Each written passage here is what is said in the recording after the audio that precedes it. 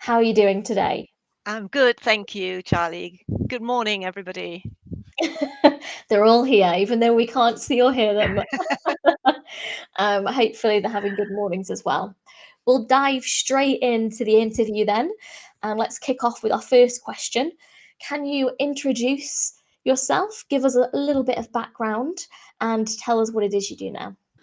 Okay, so my name is Bee, and I come originally from Malaysia. And I guess in terms of my sort of career journey, it starts probably from when I was in Malaysia. So I've always wanted to be a doctor. It's something I've just always wanted to be. And when I was 15, my parents and I realized that in order for me to be able to get a medical degree that was kind of world class, that I could go anywhere with it, they really wanted me to succeed in education, in my career, that actually I needed to go overseas to complete my education. So at the age of 15, I went to Ireland.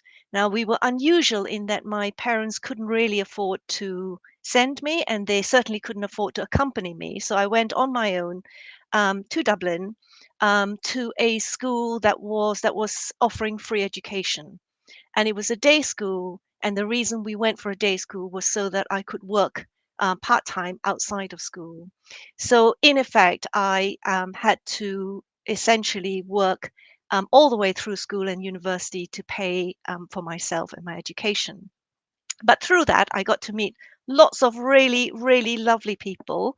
A lot of my jobs were sort of babysitting and childminding and housekeeping, even cooking. I started doing jobs that offering to do jobs that I hadn't really learned yet. So learning on the job was a very, very big part of that for me. But I had a wonderful time in Ireland, and I went to university there. I trained as a doctor at Trinity College. And then I decided that I wanted to become a GP, a general practitioner. And so I got onto the vocational training scheme there. And along the way, I became interested in palliative care, and we can talk about that maybe a little bit later. But as a result, I was invited to go out to Hong Kong to help them establish their hospice care out there, their palliative care there. I went out there for 3 years, and again, a really great experience. But I was really homesick for this part of the world. I really, really missed this part of the world. And so I had the opportunity to come back to the UK. And that brought me back, in fact, through Southampton, where I was then appointed as a consultant in palliative medicine there. And also, I became really involved with the medical school in Southampton and medical education, and eventually became the deputy director for the medical school. And it was because of that, I think, that I was invited just over 20 years ago now to come to Oxford, because Oxford was also looking at modernizing its medical curriculum and wanted sort of more support in doing that. And so I came to Oxford as a consultant and also as one of the associate directors for the medical school. And I've been here ever since. But having come to Oxford, apart from my clinical work and my academic work, I became interested in really developing the specialty, trying to, I guess, improve things beyond my own department and my own service. And I was elected as the president for our specialty association, which is called the Association for Palliative Medicine, which covers Great Britain and Ireland. It was a great privilege to do that. I did that for my 3 year term. And of course, that then meant that I became involved with work more on a national level. And when NHS England was formed in 2013, I became the National Clinical Director for palliative and end of life care for England.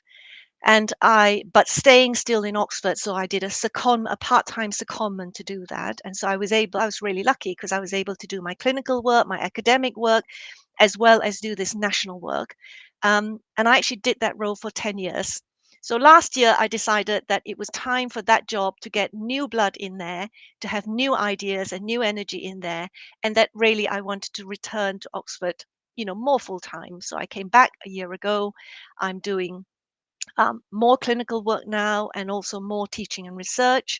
And I also became the a non-executive director for NICE, which is the National Institute for Clinical Health and Clinical Care Excellence, which some of you may have heard about.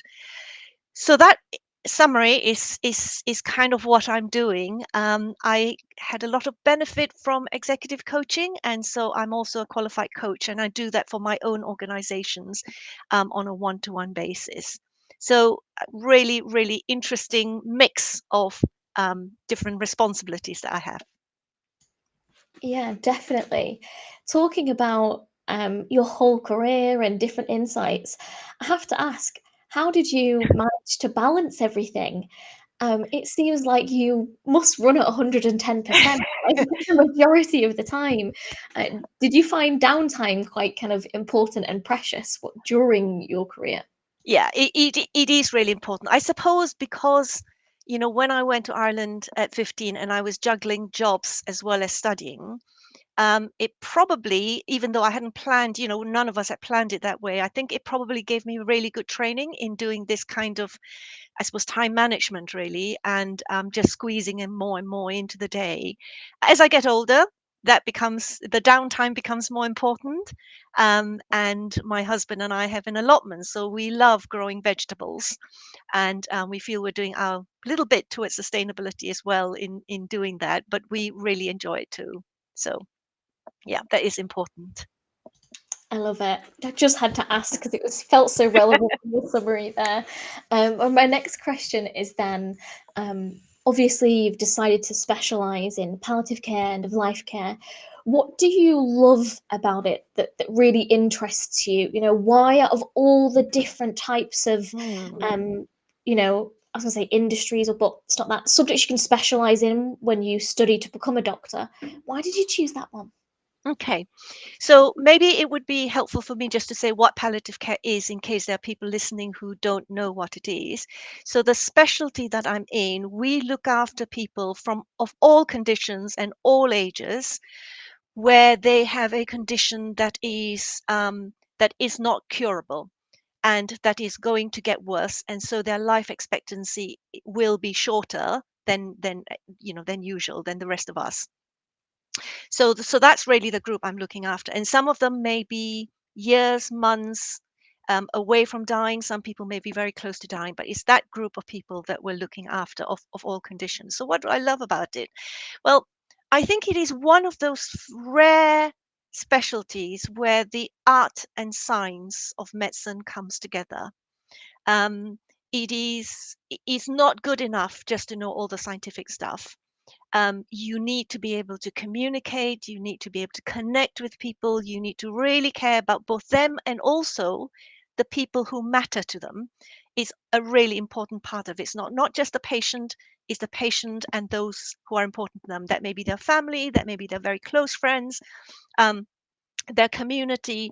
So I think being able to do that is wonderful. And what I really enjoy about it, I think, is that you can always make a difference. No matter how sad or how difficult or how challenging the situation is, you can always make a difference. And sometimes that difference is simply by listening, by acknowledging, by people knowing that they haven't been abandoned. Is so powerful. So I think that's the bit I love about it. And also, it's a specialty where you are so dependent on working as a team. So, I'm speaking as a doctor, but I could not do what I do without the nurses, the physios, the OTs, the social workers, all of those people that we work with are critical to being able to deliver that care. So it's a really social as well as meaningful, personally, type of work. Following on from that then, could you share a moment or a memory that you might have or something you experienced from your career that's really stayed with you? I'm going to start with something that is before I went into the field, and maybe something that kind of made me move in this direction. And this was when I was a medical student. And this seems like a really small thing, but when I was a medical student, and I was actually on the surgical firms, I was working with a surgeon, a general surgeon. And as medical students, we did our share of clerking patients in other words, taking a history and writing it up and so on. and we followed those patients through. And so I was part of this firm, as we called it, this surgical firm, and I had done the admission clerking for a lady who was in her late 80s, and she had never been in hospital before. She was absolutely terrified about being in hospital, and she had come in because she had a cancer of her bowel, and she was there for surgery. And I got to know her just by talking to her and by taking history and so on. And we sort of I think we got to a point where very quickly we had a relationship. And but she was really nervous about this surgery, and the surgeon knew it. And the two things happened, I think, with that lady. The first thing was that he came in to the cubicle in a general hospital where he was telling her what was going to be happening and how it was going to happen. And just listening, I know surgeons often get a bad name for communication skills, but he was absolutely brilliant. The way he explained it, the way he listened to her, the way he gave her time to absorb it. Anyway, the next day she was due to go for surgery, and he had promised her that she would go early in the day so she didn't have the whole day fretting about it. But as it was, an emergency came in during the night, which meant she couldn't be first on the list because he was still in theatre. He was still busy with the emergency. And he actually sent for me personally, asked me to go up to theatre, went up to theatre, and he said to me, "Look, you know this lady. I would like you to go and explain to her exactly why we can't bring her up as quickly as we're promised. And because I think she will hear it better from you." And I was, and I did that, and that was fine. But I was really, it's never left me, that little extra bit of care and attention that a busy surgeon um, sort of took with one patient, recognizing the connection that as a student I had with him. Instead of sending one of his junior doctors along to talk to her, he sent me to talk to her. And I felt trusted with that. So it was really powerful for me, and it was very powerful for her. And I think those sort of little things really stick with you forever. Yeah, definitely. So it's so nice that even that you were thought of within that situation and able to kind of help someone. I know Mm, that that's the favorite thing about my job is if I feel like I've helped someone yeah, or someone's feeling better or gain knowledge, it's that really nice feeling, isn't yeah, it? it is. Our next question then is thinking about the students and our viewers who are thinking about their careers and their life ahead of them. How do you think young people, young adults can contribute to helping us improve end of life care and support patients and their families? Okay.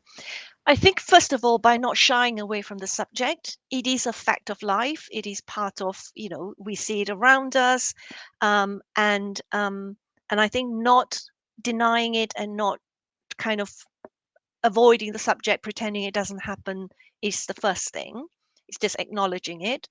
I think the second thing is that you can, in conversations that you have with family and friends, it's always a really helpful thing if people are able to talk about it, to talk about, what would be important to me if I was faced with a serious illness? What would I want? And those sort of conversations with different generations and with each other.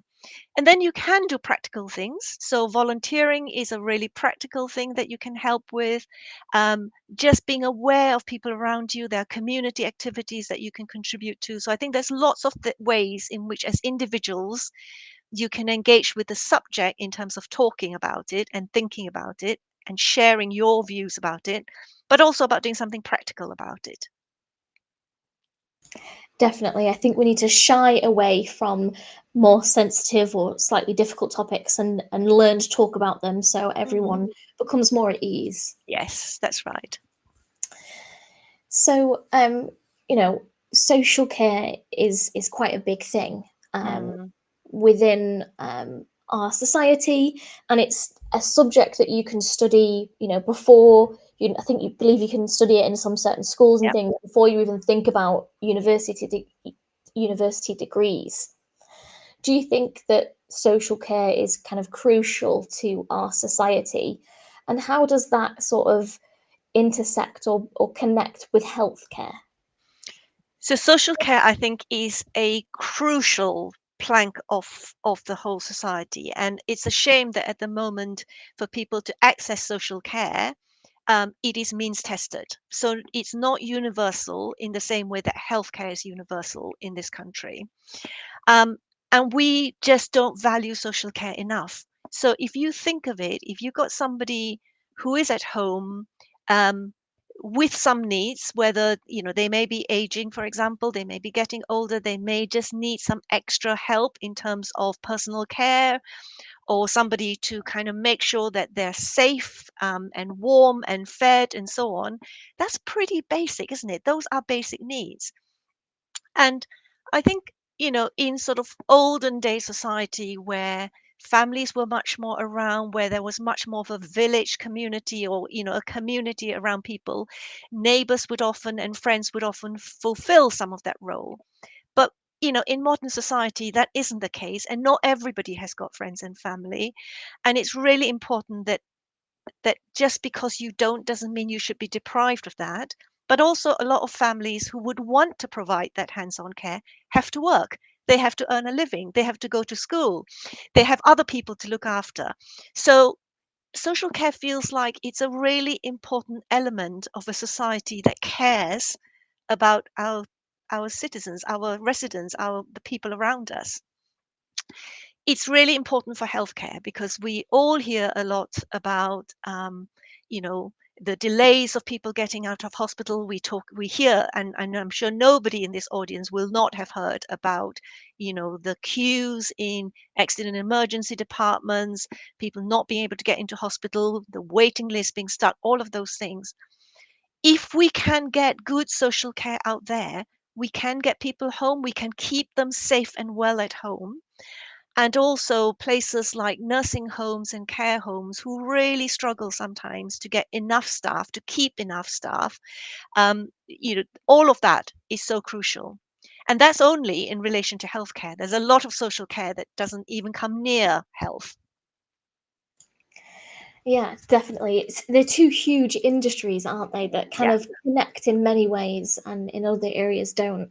Um, so it's definitely something to kind of consider as you, even if you're choosing to go to healthcare or if you're choosing to go into social care.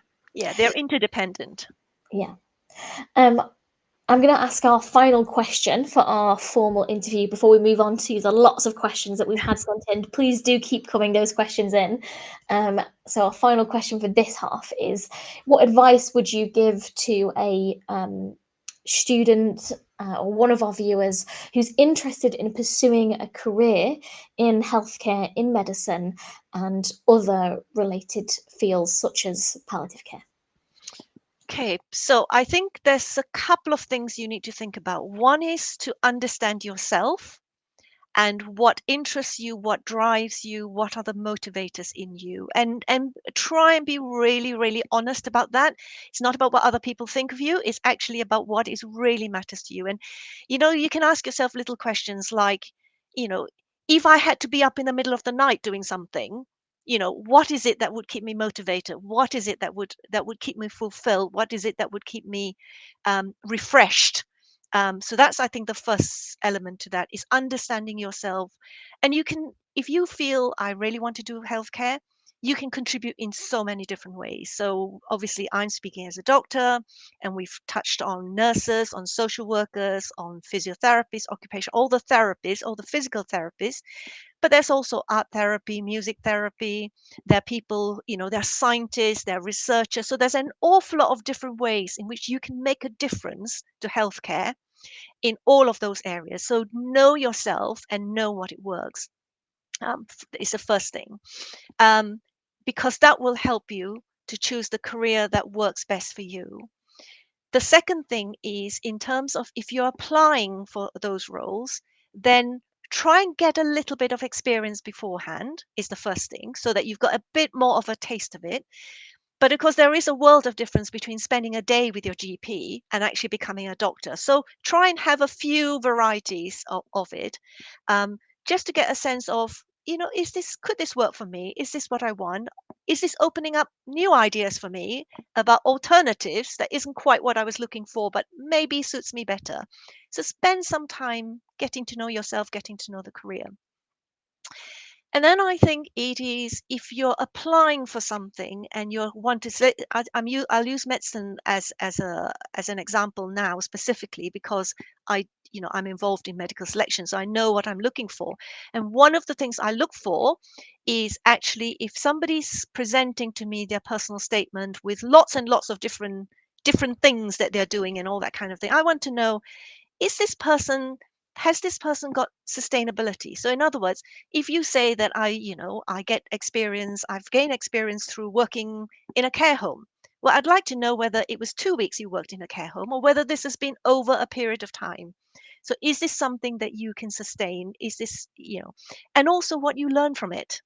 So you might not have the opportunity. Some people don't have the opportunity to have work experience. We all know that it's a little bit easier for people who have doctors in their families, for example, to get medical placement experience. But actually, everybody has other experiences. Draw from it what we need. So in medicine, we need people in healthcare. We need people with good communication skills. We need people who are good team workers. Show me how you can demonstrate that even if you might not have direct experience. So there's those sort of things. I think is think a bit more laterally about what you bring to the table, and I will be looking to say, well, what do my patients in the future need, but also who would I like to work with? What would my colleagues be like? So think about yourself, the career, and then how you demonstrate your commitment to it. Definitely glad we finished on that one. A really interesting one, and things to think about as well. I'm sure we have lots of people on the call that are really interested in becoming doctors and entering that world of healthcare. So, really good things to think about. And I love that sort of sustaining and can you sustain it? Really good question. We've had a question that's been live submitted to us today. So, I'm going to start off with that. It's coming in anonymously. Um, and it's, does a career in healthcare affect personal life? So, are you still able to spend time with family and have a lifestyle outside of your career?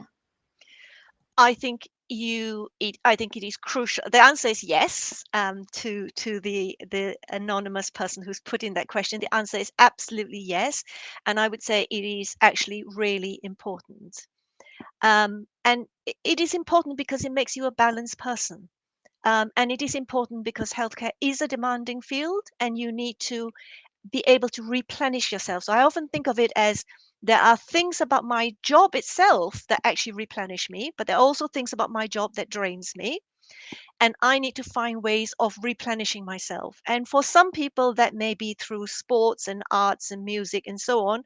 For other people, it may be more about the people around them and people that you really care about, and spending time with them. So that is a really important part of kind of that replenishment. By the way, I don't like the term work life balance, which is used an awful lot because it sounds like life and work are two separate things. I spend a lot of my life in work, and my work really matters to me, and I really enjoy my work. So to me, it's the whole of my life and getting the balance in the whole of my life that really matters. Definitely. I would say that I think like being a doctor does require more time than other jobs might, and that's always something to consider. But it doesn't mean that Mhm. that's a bad thing, Yeah. particularly if you enjoy it. Our next question, then, and we have so many here. I'm going to go with this one because I love it. It comes from Uxbridge College, and someone has asked, one, what's the worst part of being a doctor? And two, how long did it take you to become a doctor? Okay. So, right, my friend in Uxbridge, what's the worst thing about becoming a doctor? Well, to be honest, it's in social situations. So, I'm out with friends that I don't really know, or out for dinner with people, and they say to you, "What do you do?" So, as soon as I say I'm a doctor, I might get a whole lot of stories, or I might get, and what kind of a doctor are you? So then I explain that I'm a palliative care doctor. And then there is either a stunning silence because people don't know what to say to that, or I get again all the stories and all the questions, and you can't, and when that happens, you can't really switch off and, just be there socially. So that's probably it, that it's part of you, and people see it as part of you. And there's positive parts to that too, but that's the bit. What was the other bit of the question again, Charlie? How long How did do it take you? Right. Okay. So I'm a bit ancient, guys. So it's a little bit different, perhaps, to what it is now. But certainly, it took me 6 years of medical school, and then after that, we had a pre-registration house officer year, and then I had 3 years of training as in a postgraduate field as a general practitioner, and then normally one would go on to then do a specialty training, which might take another 4 years. But because I went to Hong Kong, I came back through a different route. So I did a different training. Nowadays, people tend to have, certainly in the UK, you tend to have 5 years in medical school, or it might be 4 years if you've already done a degree. So you go in as a graduate entry. And then once you qualify from medical school, you have 2 years as a foundation doctor, um, and then you start moving into your core medical training, your and your specialty training. So it might take something like about 7 years perhaps from qualifying to becoming a GP or a consultant. Very interesting, and very important. We have another question that's anonymous, and this question is working in end of life care emotionally draining? And if so, how do you deal with it best? Okay. um I wouldn't say it's emotionally draining. I think it is emotionally hard work. But I also believe that in any job you do, there first of all, there are hard bits about it anyway, whatever job you do. But also, the more you put in, the more you get out. What is important to sustain a career in this field is um, to find ways of being able to balance yourself and find outlets for your that emotion, that replenishing that I was talking about. That's really, really important, to be surrounded by people that you can trust, that you can actually debrief with, even if you're not talking. Obviously you've got confidentiality, so you're not talking about the patient, but you're able to talk about your own feelings, but also to work as part of a team, where you can share that. So it is really important, but as much as it's emotionally hard, it is deeply, deeply fulfilling.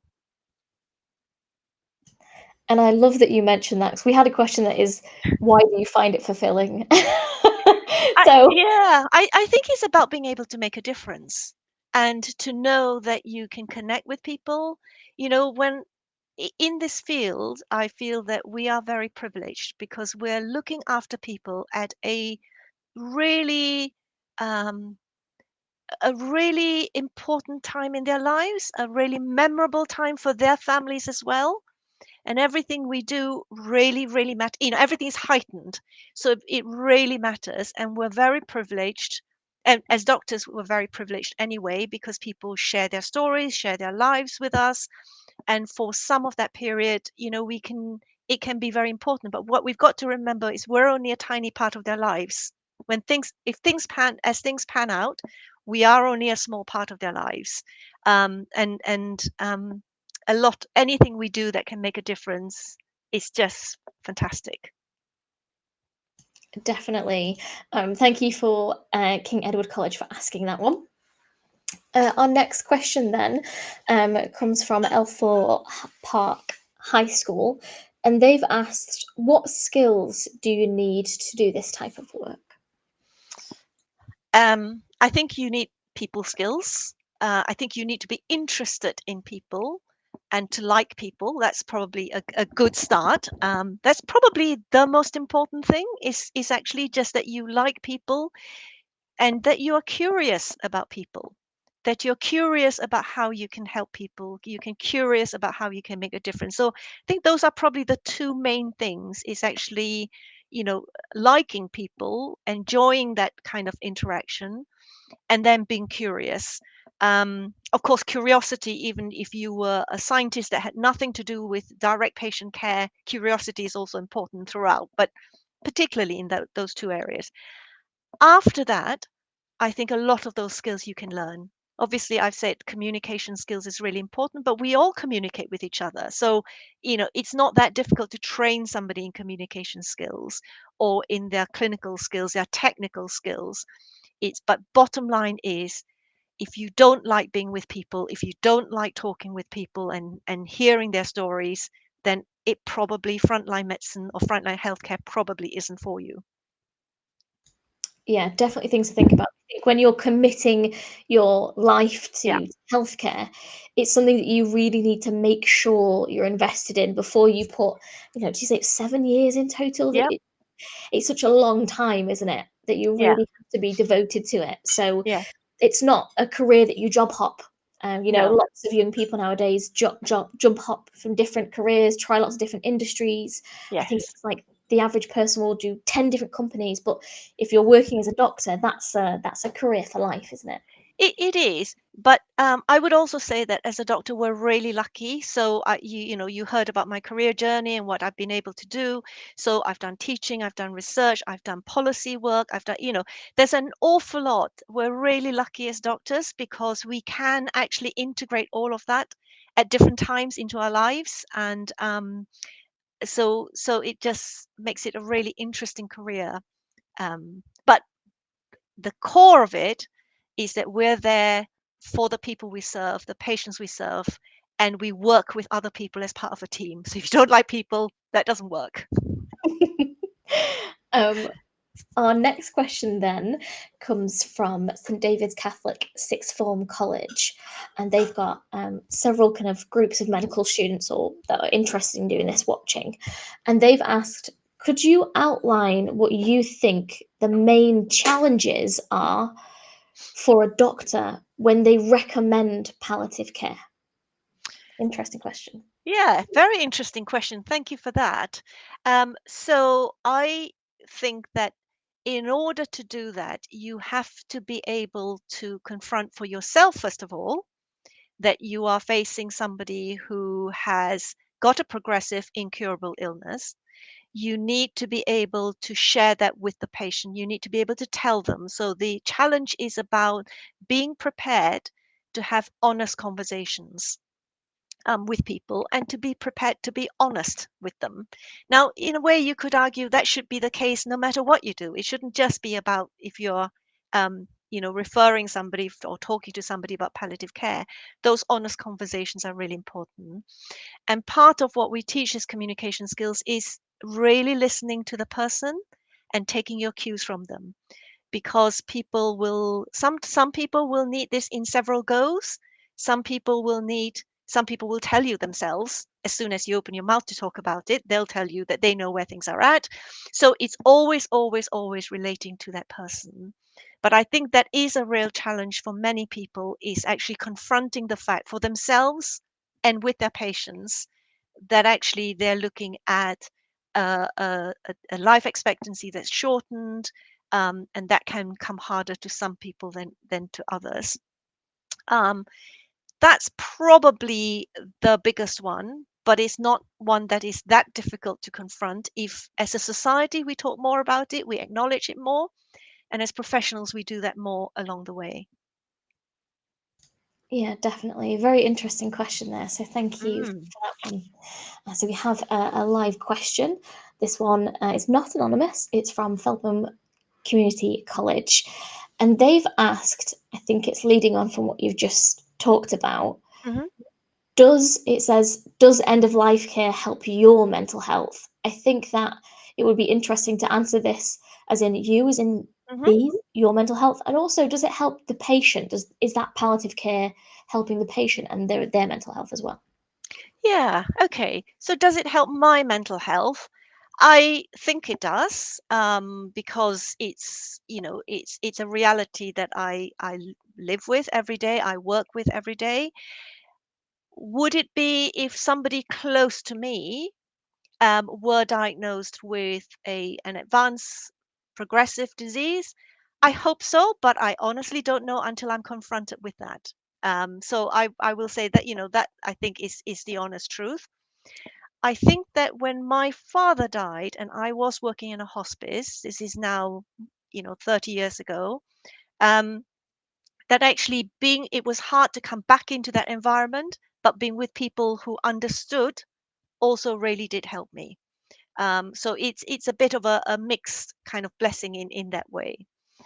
Does it help? Does it help people who are who've been diagnosed, if you like? Who does it help my patients? I think it does because uncertainty and the kind of big unknown is often much harder. And although I don't know exactly how things are going to go for every single person, being able to talk through from my experience, being able to offer honest and real reassurances, but not false ones, is also really important. And sometimes patients will say, "At last, somebody is prepared to talk to me about it," and that's really powerful. Um, and I visited a patient at home recently with his wife, and she wanted to know exactly how things might go right at the very end, and we talked through all the potential scenarios around that. But I did say to her before I started, "Are you sure you want to have this conversation? Are you sure you're happy to have this conversation with both of you there?" That sort of thing. And actually, just I think being able to be open and honest about it, but also honest about what I don't know, is important. Yeah, thank you for being honest in that one. And I did think if anyone is interested in becoming a doctor and going into healthcare, if whether you're in palliative care or not, you're still Yeah, going to come across these situations, right? And you those kind of will. skills and awareness is going to be really key to all doctors. Yes, absolutely. So I think we have time for just one or two more questions. It's gone pretty quick, hasn't it? Has, yes, flown by. Yeah, it moves pretty quick. So our next question then comes from Central St Michael's sixth form, and they have asked, "How has palliative care changed in the UK? I think over the last couple of years, how has it changed?" Yeah, I think it's developed very much as a specialty. So I think that, we are, first of all, we know more about what we can do. We have a bigger range of um, symptom management. So, in other words, controlling symptoms, we have a better range to do that with. The services have grown. So, really, there is no part of the UK where there isn't access to palliative care, even though rurality obviously makes a difference. So, how close you can get something is different. Um, the multidisciplinary nature of it has really grown. So, an interesting example is that I used to be involved with a survey that we did of medical school education. Every 10 years we did that survey, and we did it, over the sort of 40-year period. And right at the beginning, it was the subject in the medical school curriculum was death and dying, and it was very much taught by the sociologists, as a sort of, 1 hour lecture, if you like, and that was it in the whole of the medical school training. The last time we did it, which was now probably about 15 years ago, every medical school had some teaching about palliative care. They were taught by palliative care specialists of all disciplines, so not just medical, but all the others, the nurses and so on, also got involved in the teaching. And most medical schools had it as part of their final examination. So if you like, just in medical training, you can see the shift. It's a specialty. It now has academic training as well. The thing that is maybe shifted for us as well is that the people we're trying to reach is getting more and more. So it used to be related, because it started off related to cancer, people tended to only refer people with cancer. Now we're looking after people with heart failure, with respiratory diseases, and so on. So a lot more. And the other thing is our awareness of the people we're not reaching is also much greater. So, are we reaching people who have vulnerable housing?